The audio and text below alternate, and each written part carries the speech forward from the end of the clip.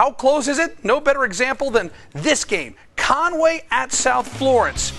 And this was an overtime special. Conway had a 7-2 lead in the second quarter, and here's Nick Jones. He has stepped in at quarterback, and they moved Josh Johnson around, let him play a little wide out, and Jones is settling in here. He airs it out to C.J. Powell, and the Bruins have a 9-7 advantage. We stay in the second quarter where the defense of South Florence delivers. The all-zoner Mason Edwards with the big tackle right there. And then Moody under pressure. And this is what makes Moody so special. Sheds a tackle there. I mean, that could have been a 10-yard loss, and Moody manages to get to the line of scrimmage. And then more South Florence in the second. Jones swinging it out to Devin DeBose. The Bruins have a lot of depth when it comes to receivers. You know, we've seen Tabari Hines, Fabian Jefferson, Mason Edwards. Well, now it is Devin DeBose's time to shine. Beautiful ball by Jones. Touchdown Bruins. South Florence has a 15-7 lead. And then more defense by South Florence. And Moody is going to come under pressure with a future Shrine Bowl teammate. That's Fabian Jefferson with the sack.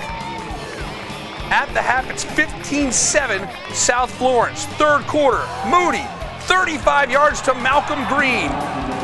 Leads the area in receiving. He's padding his numbers. 15-13 South Florence by 2.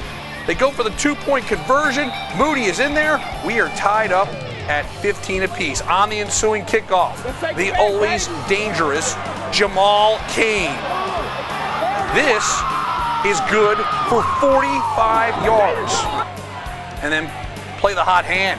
The give to Jamal Cain. This, 35 yards. South Florence has a 7-point lead at 22-15.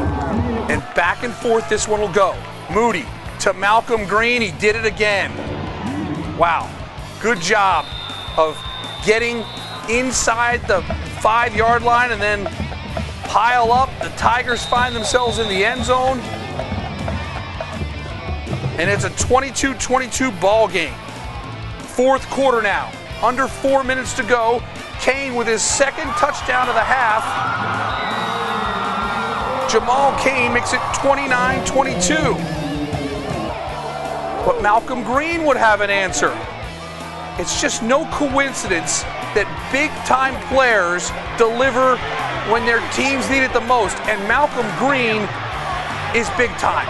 Here, switching fields, Malcolm Green is off to the races, and Green doesn't quite get into the end zone, but 70 yards puts him in business, and it's Moody to Malcolm Green.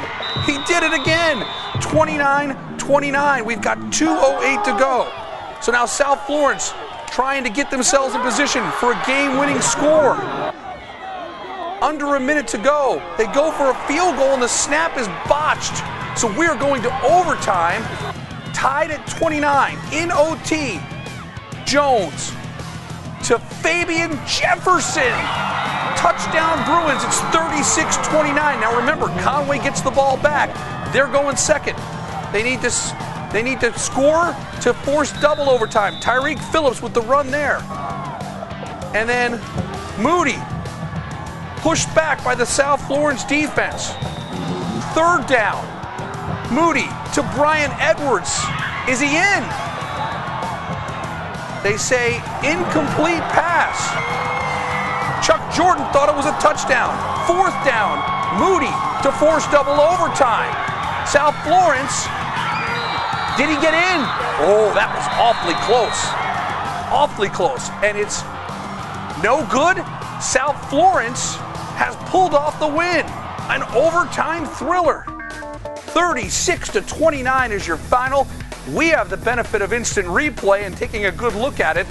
And there's two calls there in overtime. Did Brian Edwards get 1 foot down in the back of the end zone? Our video is pretty inconclusive. Did Moody get in there on fourth down? That one looked like it may have been. Nonetheless, a great football game.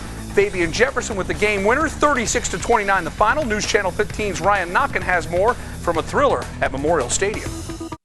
They say football is a game of inches, and tonight it came down to about 6 as the South Florence Bruins beat the Conway Tigers 36-29 in an overtime victory. And what we saw from the Bruins in the first half was a lot of defense as they stopped Mikael Moody's high-flying offense to just one touchdown in the first half. And in the second half, Moody got his offense going and really turned up the heat on this defense. But what we saw from the Bruins was much different, with an attack led by two quarterbacks, with Josh Johnson and Nick Jones leading the Bruins to their overtime victory against the Tigers.